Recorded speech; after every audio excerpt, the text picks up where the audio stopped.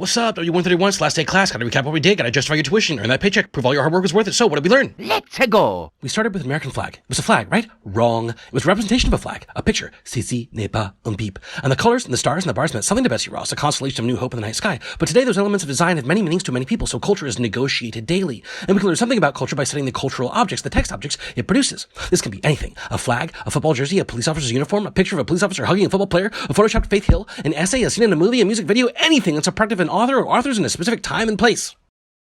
And sometimes that negotiation means war. But John, don't call me Kratos, Keats believes in negative capability, that intelligence meant holding two competing ideas in your head without being destroyed by the contradiction. What an enlightened and useful idea for writing complicated, nuanced, compelling essays. We should try to think that way too.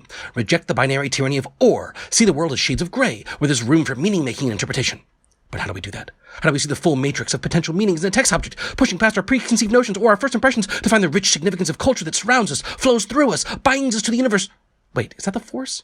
Right, we start with close reading, noticing and focusing on what is weird or strange or sticky or cool about a text object. Whenever we find something like that, we underline it in our texts, scribble something in the margins, and that's called annotation.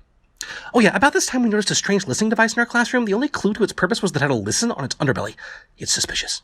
Meanwhile, we learned to summarize a text, and it wasn't enough to simply repeat the information. We had to frame an author's argument with tags like Bogos says, or Bogos claims, or Bogos loves him some autarkic corporations. Wait, that's a mischaracterization. My summary fails. Try again. It was about now in this semester that it dawned on us. College English is a bit different from high school.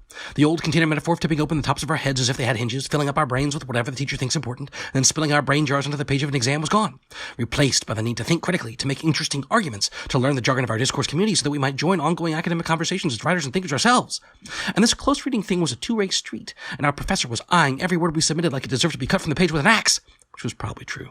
So we had to learn what should be in our prose. There was paragraph as a sandwich in Toolman, and our professor proved himself the prettiest man on campus, and we used MLA parenthetical citation to locate readers in a text, and 2 lines of analysis for each line of quotation. But what is analysis anyway? To split something into its component parts? Something more? We took a slippery slope into logical fallacy land to talk about aliens and fate and pyramids, the Minto pyramid principle in our rhetorical triangle, and this was our introduction to classical rhetoric, with ethos, logos, and pathos, those great pillars of argument. And we wondered aloud how much of what we know from scientific evidence or from personal experience. How much is informed by marketing? How much because someone told it to us and we passively absorbed information false or true with our brain jars wide open, just letting any old flies fly in. Critical thinking then became for us not just a term on a page to be employed once on an exam for a class, but a survival mechanism, a vital tool for a modern communication space littered with incomplete, misleading, or agenda-driven arguments, online, on TV, or even sitting in your own head right now, information unscrutinized and unverified. And after we flipped the map upside down, wondered whether Humpty Dumpty was really an egg, considered the lobster, and discovered Napoleon wasn't short, we took Carl Sagan's cosmic perspective with Voyager 1, thinking perhaps for the first time about the fragility and smallness of our pale blue dot. Finally, our brain jars permanently propped open, we decided to employ science to our own texts, using the method to discover repetitions, strands, binaries, and anomalies. This was textual analysis, and it would serve as the backbone of all our essays this semester. We found difference within similarity, learned that rough drafts should stink a little, learned how to employ paraphrase ×3 and peer review of theses, and armed with the tools of comparative analysis, we transformed the process of essay writing from a mystifying art into a learnable craft. You think I've had too much caffeine? How much is too much? Can you quantify that? Do you have statistics for me? I want evidence. Speaking of tools, we learned that movies were text objects too, and there were a dozen or more filmic devices we could use to explore the socially negotiated meanings of themes. Camera framing, social distance, that term has new meaning now. Perspective, sound, color, lighting, editing, mise-en-scène, point of view, dialogue, the beat goes on.